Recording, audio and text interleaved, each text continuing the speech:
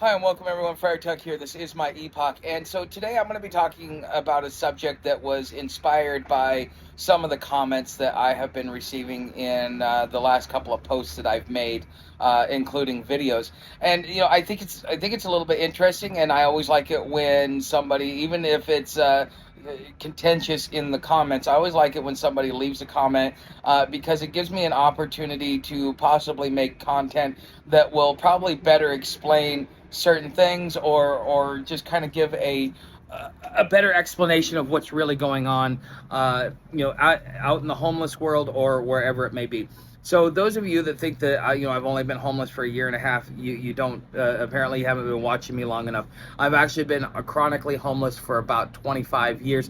And if you really want to go back into my childhood, I was homeless for almost a year, 6 months in the back of a car and 6 months on the side of a river as a child. So I've actually been chronically homeless for almost 40 years. If you really want to go and say like how long somebody's been homeless, okay? So I do have the experience, but this is the reason why I'm going to be talking about the three types of homelessness. All right, because just like you have, two core emotions, you have fear, and fear, breeds anger and all these other sub emotions, and then you also have love, and love brings all these other emotions like happiness. Okay, but there are two core emotions. But in the same way that there are two core emotions for us as humans, there are also three main types of homelessness. Okay, the first type of homelessness is somebody who is out here because of drug addiction. That is probably the largest majority of the people that are out here. Okay, they have made a choice that instead of paying rent, that they would rather give in to their addiction. Now, some people say that homelessness isn't a choice. Well, being able, as much as I've played around and experimented with drugs, and even doing some of the more dangerous ones that are easy to be addicted to, I will tell you just from experience, you have a choice to say yes or no. And even when you say yes, you still have a chance to say no the next time. Okay, now it comes down to willpower and self-discipline and other things like that. Now, I personally have had an experience when I was about 15 that really shaped my, not only my self-control and a lot of other things, but is kind of why I haven't had the experience with drug addiction that I could have had, like most people have. Okay, the other type of homeless that you have out here are those that are caught up in the criminal system. As soon as they get out of jail, they get stuck in a halfway house. If they're not in a halfway house, then they go to a shelter. They're constantly in and out of the system. They're constantly dealing, with their criminal record, because once you get in the system, you can't get out. Okay, and so that is your second type of homeless.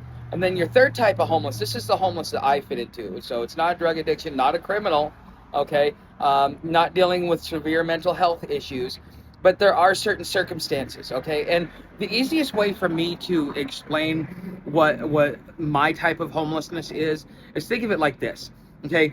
You have $5 in your pocket. You want to go see a movie. You go to the movie. They say it's $10-15. Okay, well, you don't have that $10 or $15. Is it the end of the world? No, it's not the end of the world.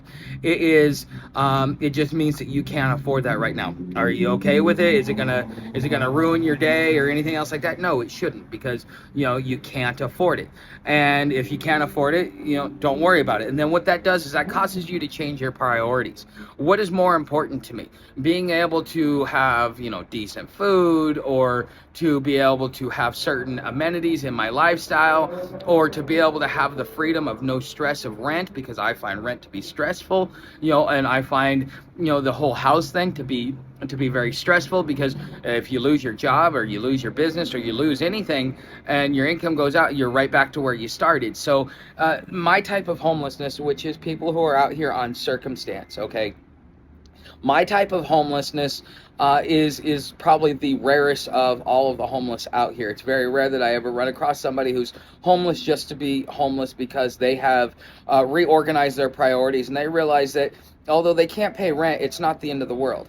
And the thing is like with me, you could put me in you could put me in a polo and a pair of decent shoes, and I could show up anywhere, and you wouldn't even know that I'm homeless, because there are certain telltale signs of people that are homeless. Usually, they're meek, they're combative, they generally take things and they like to twist them around. You know, certain mannerisms that a lot of your drug addicted or criminal elements of the homeless, that's kind of what got them to where they're at to begin with.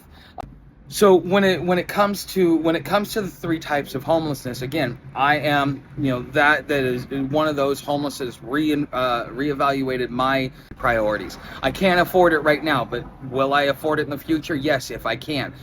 Am I okay with being out here? Perfectly fine. You know, the thing is I am more busy out here. Well, actually, I'm just as busy out here as if I was housed up. The only difference is I'm not paying rent versus paying rent, and you know, I'm working towards a goal. I'm working towards something out there, and you know, I barely know that I'm homeless just because, you know, I spend so much time, you know, trying to figure out new ways, be inventive to create my own way, my own path off the streets, or at least to my own sustainability. Now, there are going to be times when I just want to get inside, and maybe for a few months, it may be for a few years, and maybe indefinitely. You know, one of the things about being a traveler, and one of the priorities that I reevaluated, is that I like traveling. And if that means that the only way that I can afford traveling is to do it being homeless, you know, and so on and so forth, I want to be able to experience certain things in life that if I were caught up in the rat race, I wouldn't be able to experience. For example, you know, some people are like, oh, you're a dirty kid. I never claimed to be a dirty kid. Never once claimed to be a dirty kid. Now, have I ridden rails? Yes, I've ridden rails about 4 or 5 times now. You know, I know how to find a train. I know how to get on a train. I know what to do with the train, and I know how to navigate myself. Okay, but does that make me a dirty kid? No, because that's not the lifestyle that I'm going after. Okay, because, you know, being a dirty kid, most of those kids are drunks, or even worse, they're white dopers, and you know, they're just hopping the rails to the next place, you know, because either they're burning places out, or they like being on the road for whatever reason. Okay, no, I've never claimed to be a dirty kid whatsoever. I have not claimed to be anything other than I am homeless, and I am somebody that is not dealing with a drug addiction. I am somebody that has overcome a lot of things, but you know, it's just natural mental health. It wasn't like I had to learn to grow up. My parents weren't there to be parents for me, to teach me certain things that I needed to learn, and so through counseling, yes, I did have to learn those things. But as far as mental health goes, it's never really been a big issue. Now, for my mom, I got to watch it. She was bipolar. All of my aunts are bipolar, which was really baffling to me that I wasn't. Okay, but when it comes to to homeless and people that you're dealing with, and kind of trying to discern who you're dealing with, you know, the reason why I get all the help that I need, and the reason why I have people in my corner, is because, again, I'm out here based upon circumstance. I have reevaluated my own priorities, and you know, I'm taking the time to work towards my goal. Just because I'm out here doesn't change anything. It just means I sleep outside. Okay, it's not something that is destroying me. It's not something that is messing me up. Well, I mean, it does. It's gonna leave the emotional and the mental scars just because of, you know, people in society. Like, I got people trying to, you know, what's your address? Well, guess what? I found a jump spot just by looking at the background of a video and kind of using my knowledge to figure out where to go in a city that I'd never been in, and a city I will probably never return to. And you know, if I can do that, if somebody really wants to find me, you can find me, and you know, I'll be ready for you when you get here. But you know, you've got these people out here that are really aggressive, even within the community. I just had a guy yesterday, because he was super drunk, he wanted to make some crap up, and I kept telling him, you know, either take a swing or leave me alone, until finally I told him either do something or shut up, in a lot less pleasant words. And so he finally turns around and he shuts up. Okay, but you have a lot of people out there that like to blow hot air and talk about a lot of the things in which they do. If you think that I have done that, that's part of the reason why I made this video, is for clarification. Okay, again, there are 3 types of homeless, and you can choose which part of the homeless community, what part of the homeless you want to be. just because you're homeless does not mean you're a drug addict. It does not mean that you're a criminal. Just because you're homeless does not mean it's the end of the world, and so on and so forth.